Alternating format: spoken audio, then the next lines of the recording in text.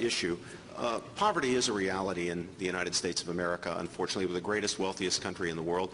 We know that past well-intentioned efforts, especially at the federal level, to fight poverty with big bureaucratized government-run programs have not been effective. Often they've done more harm than good. But does that mean that there is no role for the national government in fighting poverty, or do you see some role that the national government would play? If not, should this be a state issue, or is this an issue simply for private charity? What's your view? Obviously, it should be a state issue. It shouldn't be a federal issue because you even admitted it doesn't work very well.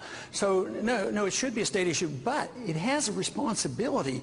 If you understand the economic environment that is necessary that the federal government can create, sound money, don't over-regulate, don't overtax, don't run up deficits. That's the environment that the federal government creates, destroys the job. That whole system of taxation and monetary policy sends our jobs overseas. So yes, they have a responsibility, but to say, well, all right, yes, there's only a few people who need our help, so we're going to give food stamps for the very needy. Well, what happens is you give food stamp for the very wealthy, and you endorse that principle 100%. Congressman Paul, I think you have questions and concerns about the bonanza in the hedge fund industry. Do you?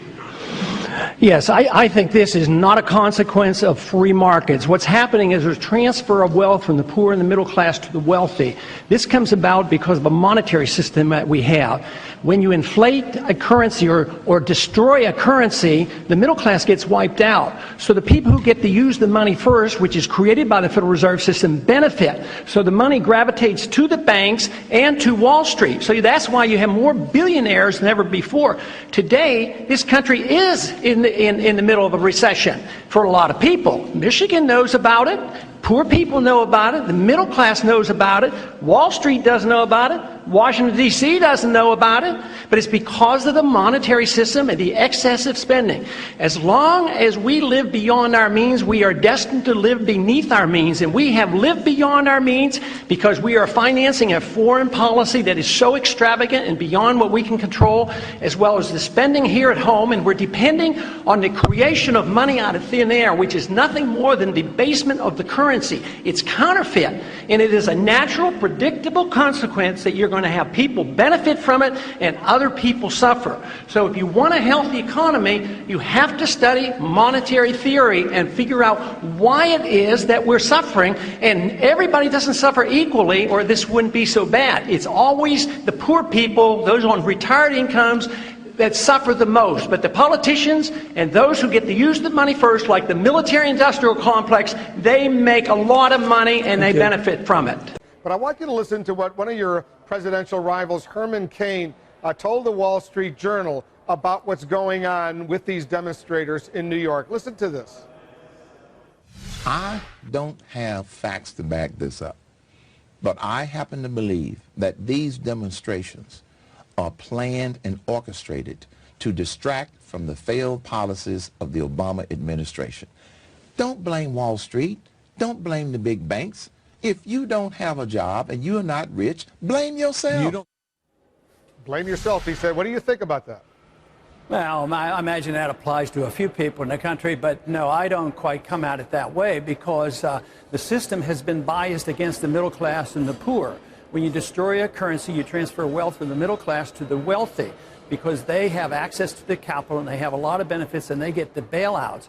So the poor and the people losing their jobs, it wasn't their fault that we have followed a very deeply flawed economic system.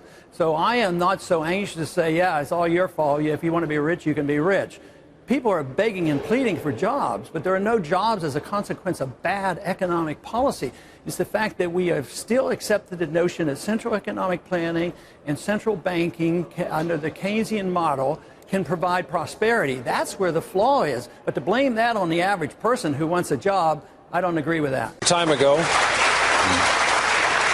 A long time ago, a fellow Texan of yours, a young student teacher in Cotulla, Texas, was horrified to see young kids coming into the classroom hungry, some of them with distended bellies because of hunger. He made a vow that if he ever had anything to do about it, the government would provide meals, hot meals at best, in schools. The young student teacher, of course, was later went on to be President Lyndon Johnson. Do you think that is any more, providing nutrition at schools for children, a role of the federal government? Well, I'm sure when he did that, he did it with local government, and there's no rules against that. That'd be fine. So that doesn't imply that you want to endorse the entire welfare state. You endorse all welfare. Anytime I challenge it, you're going to challenge the whole welfare system. No, it isn't authorized in the Constitution for us to run a welfare state, and it doesn't work. All it's filled up with mandates, and the mandates are what we're objecting to. I want to repeal all the mandates, but yes, if there are poor people in Texas, we have a responsibility. I'd like to see it voluntary as possible, but under our Constitution, our states have that right. If they feel the obligation, they have a perfect right to. So don't always try to turn around and say that we who believe in liberty, we lack compassion. Because we who believe in liberty and understand the market, we're the only ones that really understand how people are taken care of, how they are fed, and how people have jobs. It's the market. It's never the government that does it. So this whole idea that there's something wrong with people who don't lavish out free stuff from the federal government somehow aren't compassionate enough. I resist those accusations. Congressman Paul, another question from a Politico reader. Do you advocate getting rid of the minimum wage? Would that create more jobs? Absolutely, and it would help the poor, the people who need a job. The minimum wage is a mandate. We're against mandates, so why should we have it? No, it would be very beneficial. Herman Cain, a third of your competitors, said this: don't blame Wall Street, don't blame the big banks. If you don't have a job and you're not rich, blame yourself. That sounds pretty harsh. You don't buy into Herman Cain? I don't, because actually I use some of the rhetoric, but I try to explain it like I just did, that there is a difference, because I come down pretty hard on Wall Street and the banks, because they're the ones who were too big to fail, and they're the ones who made a lot of money when the bubble was being blown up, and they profited. And then they got involved in derivatives, and they went broke. Instead of going bankrupt and needing to start all over again, we saved them by the taxpayer then, either through the Congress or through the Federal Reserve, financing these people, and these bad assets were dumped on the people.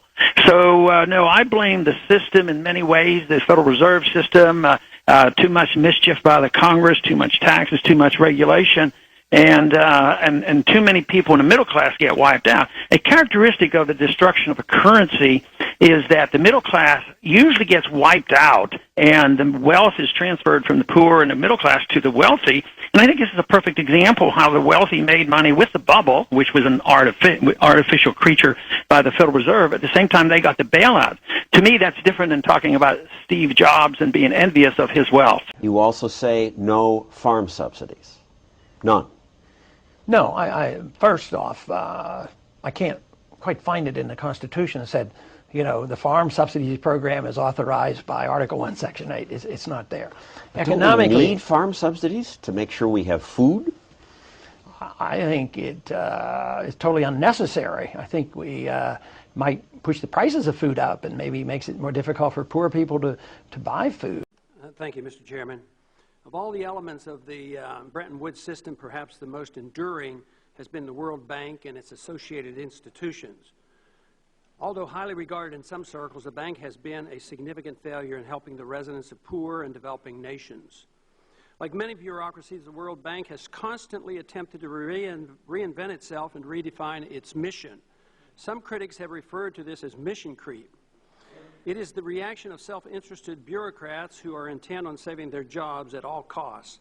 The non-institutional elements of the Bretton Woods, such as the gold-backed dollar standard, have gone by the wayside, but the World Bank and the IMF soldier on.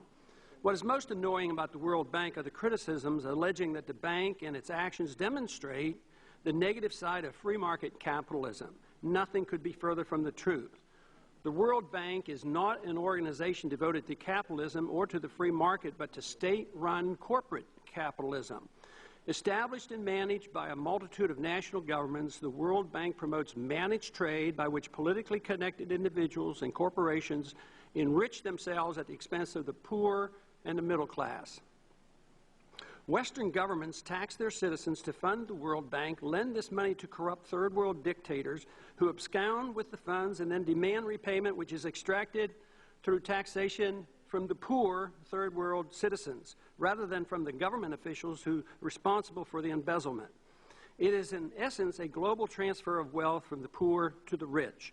Taxpayers around the world are forced to subsidize the lavish lifestyle of third world dictators and highly paid World Bank bureaucrats who don't even have to pay income taxes. The World Bank has outlived its intended purpose. Capital markets are flush with money and well developed enough to lend money not just to national governments but to local and regional development projects at competitive market rates. In the aftermath of Mr. Wolfowitz's departure, much will be made of the question of his successor, when the questioning instead should be directed toward the phasing out of the organization. And I yield back.